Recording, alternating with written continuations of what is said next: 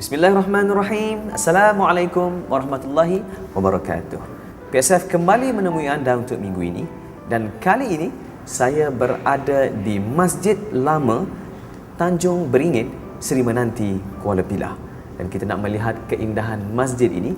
Seperti biasa, kita akan mempersilakan tetamu kita untuk menceritakannya, iaitu bersama Yang Mulia Dr.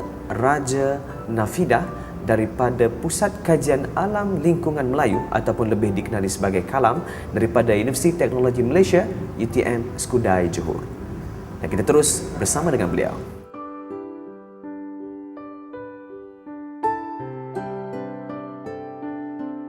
Masjid Lama Tanjung Beringin, Seri Menanti, Kuala Pilah, masjid rasmi terawal Seri Menanti dibina pada 1892. Ia turut dikenal pasti menjadi masjid diraja pada era tersebut kerana jaraknya tidak jauh dari Istana Lama Seri Menanti.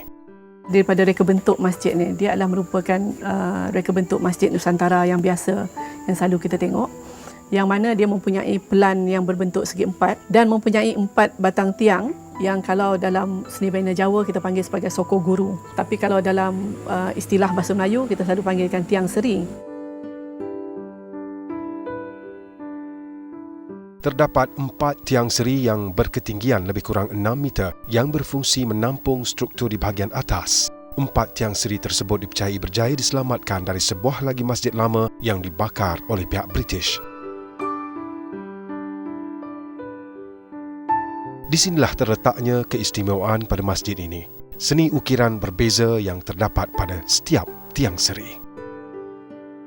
Ukiran-ukiran yang ada pada tiang-tiang dia, tiang yang 4 yang ada dalam masjid ni dipercayai dibawa daripada salah satu masjid yang terbakar, masjid yang lagi lama dibina, yang terbakar, yang dibawa mudik melalui sungai untuk digunakan pada 4 sokor guru yang ada ni. Sehingga kini pengaruh seni ukiran tersebut masih belum dikenal pasti. Ini adalah pengaruh Nusantara yang ada. Kalau kita lihat, dia ada bunga kacang, dia ada bunga tampuk manggis dan sebagainya. Itu adalah motif-motif yang biasa terdapatlah pada ukiran-ukiran Nusantara. Kita masih dalam kajian yang mengatakan adakah ini motif Negeri Sembilan? Sebab kalau kita lihat, motif dia adalah berbeza dengan motif di Pantai Timur kerana dia lebih kepada bersifat geometri.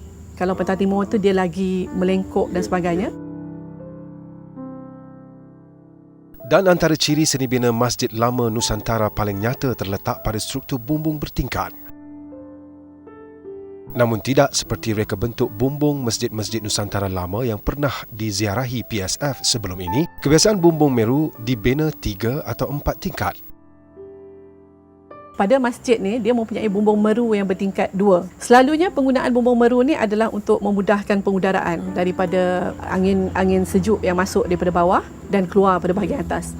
Tapi pada masjid ni, tidak ada bukaan pada bahagian atas. Mungkin pada pendapat saya, mungkin bukaan tersebut telah ditutup disebabkan oleh mungkin burung ke kelawar ke yang masuk.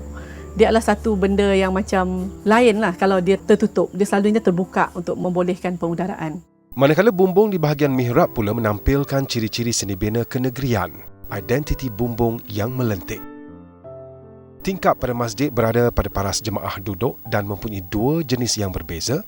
Tingkap pada bahagian mihrab adalah tingkap yang kecil berbanding dengan tingkap yang ada pada belah tepi, disebabkan oleh kita nak mengelakkan daripada, sebab kita menghadap ke arah mihrab tu, kiblat ke arah sana, dan untuk mengelakkan daripada pandangan lebih tertumpu keluar bangunan. Jadi tingkap dia adalah kecil berbanding dengan tingkap-tingkap yang ada pada sekeliling yang lain.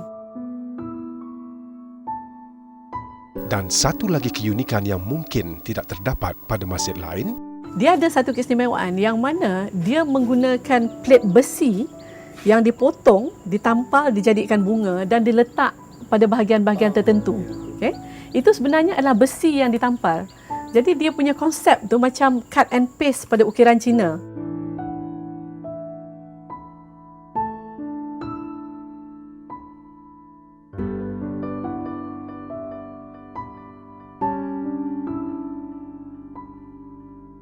Alhamdulillah, itulah dia keunikan Masjid Lama Tanjung Beringin, Seri Menanti, Kuala Pilah. Terima kasih kepada Yang Mulia Dr. Raja Nafidah daripada KALAM UTM Skudai atas perkongsian itu tadi.